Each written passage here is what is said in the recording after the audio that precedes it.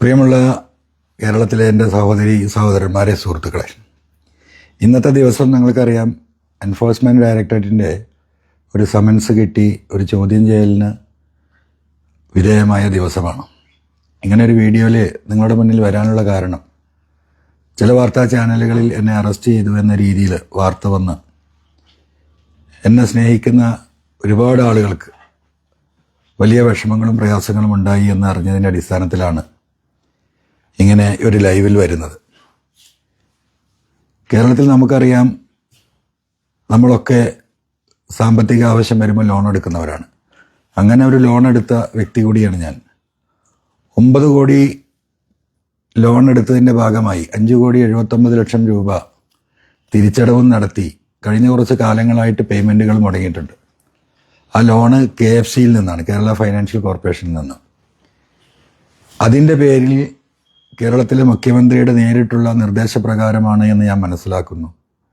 കേരളത്തിലെ വിജിലൻസ് ഞാൻ തട്ടിപ്പിന് വേണ്ടിയിട്ട് ലോൺ എടുത്തു എന്ന രീതിയിൽ ഒരു 420 ചീറ്റിംഗ് കേസ് ഇട്ടുകൊണ്ടൊരു കേസെടുക്കുകയുണ്ടായി. ആ കേസിനെ ബലത്തിൽ ഈ FIRനെ ചൂണ്ടിക്കാണിച്ച് എൻഫോഴ്സ്മെൻറ്റ് ഡയറക്ടറേറ്റിന് കൊടുത്ത ഒരു പരാതിയുടെ അടിസ്ഥാനത്തിലാണ് എൻഫോഴ്സ്മെൻറ്റ് ഡയറക്ടറേറ്റ് ഈ കേസ് അന്വേഷിച്ചുകൊണ്ടിരിക്കുന്നത്. സ്വാഭാവികമായും അങ്ങനെ പരാതി കിട്ടിയാൽ എൻഫോഴ്സ്മെൻറ്റ് ഡയറക്ടറേറ്റിന് അന്വേഷിക്കേണ്ടി വരും. ആ അന്വേഷണം സ്വാഭാവികമായും നടന്നുകൊണ്ടിരിക്കുകയാണ്.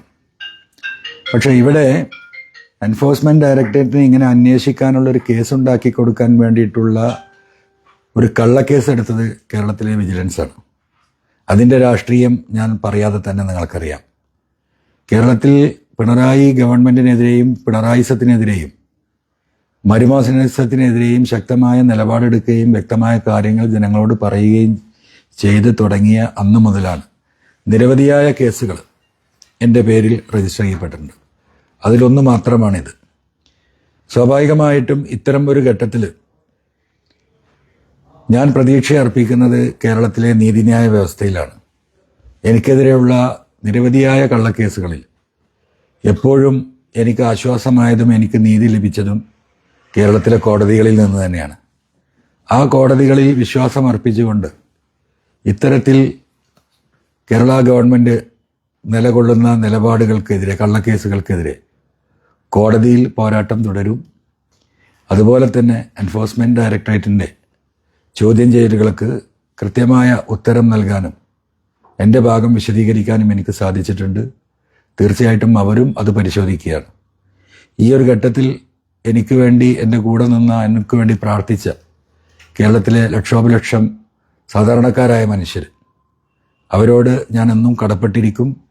ഈ പിണറായിസത്തെ അവസാനിപ്പിക്കാൻ ടീം UDFനോടൊപ്പം നിന്നുകൊണ്ട് ശക്തമായ പോരാട്ടം വരും നാളുകളിൽ UDFനോടൊപ്പം നിന്ന് ആ പോരാട്ടം നയിക്കാനും അതിനോടൊപ്പം നിൽക്കാനും ഞങ്ങളുണ്ടാകും.